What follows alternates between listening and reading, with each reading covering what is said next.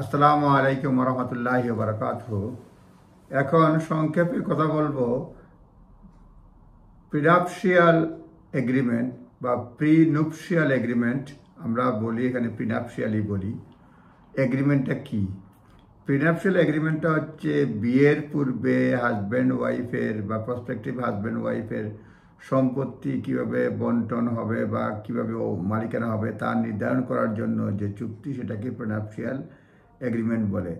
Prenuptial agreement is a legal document entered into by parties prior to getting married. Prenuptial agreement হচ্ছে একটা legal document যারা বিয়ের পূর্বে পাত্র পাত্রী একসঙ্গে চুক্তিবদ্ধ হয় সম্পত্তির মালিকানা নিয়ে বা অন্যান্য বিষয়ে অনেক সময় যোগ হয়। প্রিনাপশিয়াল এগ্রিমেন্টের অধীনে যেসব সম্পত্তি থাকে তা ম্যাট্রিমোনিয়াল প্রপার্টি বা অ্যাসেট হিসেবে গণ্য হয় না, এবং a party does not require to have a certain amount of wealth prior to entering into prenup. প্রিনাপে মানে চুক্তিবদ্ধ হওয়ার জন্য কোনো পরিমাণ সম্পত্তির দরকার হয় না। When couple, আমি দেখেই বলছি, when couple separate, matrimonial property requires to be divided between the parties. যখন পার্টি সেপারেট হয়ে যায়, ম্যাট্রিমোনিয়াল মানে প্রপার্টি যেগুলি থাকে সেগুলি ডিভাইডেড করা দরকার হয়ে পড়ে। সেগুলি ডিভাইড করার পরে কে কতটুকু পায় সেগুলি বিবেচনা করা হয়। ফ্যামিলি হতে ফাইন্যান্সিয়াল রিলিফ বলে এটাকে। When a couple separate, the matrimonial property requires to be divided between the parties. এবং এটা বলা হচ্ছে each party is entitled to fair share of matrimonial property. Each party matrimonial property fair share তারা expect করে আর কি। To a certain extent of matrimonial property, all asset, matrimonial propertyটা কি সেটা all asset এবং debt acquired and accumulated during the marriage must be considered. All asset যত সম্পত্তি ম্যারেজের সময় acquire করা হয়েছে, একসঙ্গে করা হয়েছে, ডিউরিং ম্যারেজ এটা কনসিডার করা হয়। There are limitation as to what constitute matrimonial property, কোনটা ম্যাট্রিমোনিয়াল প্রপার্টি এটার জন্য লিমিটেশন বা আইন রয়েছে।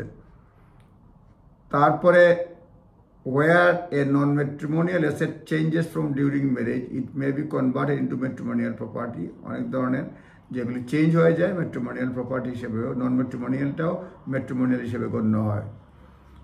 The term of most prenups seek to protect asset in the circumstances. Prenuptial agreement-এ যে কোনটা ম্যাট্রিমোনিয়াল হবে না হবে আগে থেকেই নির্ধারণ করে দেওয়া হয় থাকে, সুতরাং এটা প্রোটেক্টেড হয় যার মালিকানার ব্যাপারে। Prenup can also set out what to happen to jointly own asset in the event of separation. Prenup-এ এটাও এগ্রিমেন্ট এটাও থাকে, যদি সেপারেশন হয় তাহলে জয়েন্ট অ্যাসেটগুলোর কি হবে, jointly own asset in the event of separation, যদি সেপারেশন হয়ে যায়। প্রিনাপ ইজ নট ই ফুলি মানে যেটা হচ্ছে generally accepted that prenup has been properly drafted and meets certain requirements when being enter into, then it will be upheld. Properly যদি prenuptial এগ্রিমেন্টটা যদি করা হয়, এগ্রিমেন্ট চুক্তিটা ড্রাফট করা হয়, তাহলে এটা আপহেল্ড করা হয়। তবে এটা আইনের অংশ না, এটা জেনে রাখবেন।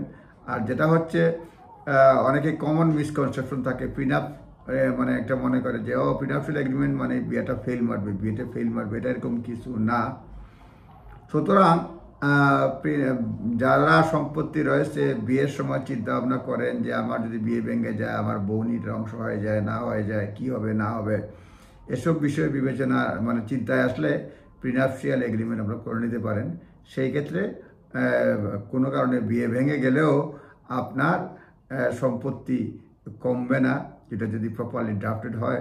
এমন প্রিনাপশিয়াল এগ্রিমেন্টে একদম পেনশন থেকে শুরু করে সম্পত্তি, টাকা পয়সা, ব্যাংক ব্যালেন্স, গাড়ি বাড়ি সব কিছু চুক্তিবদ্ধ করা হয়। সুতরাং নিজ দায়িত্বে দেখে নেবেন, নিজস্ব লয়ারের পরামর্শ নেবেন মানে প্রিনাপশিয়াল এগ্রিমেন্ট মানে লেখার পূর্বে এবং সাইন করার পূর্বে। এটা একটা জেনারেল গাইডেন্স দেওয়া হলো। আপনারা সবাই ভালো থাকবেন। আসসালামু আলাইকুম।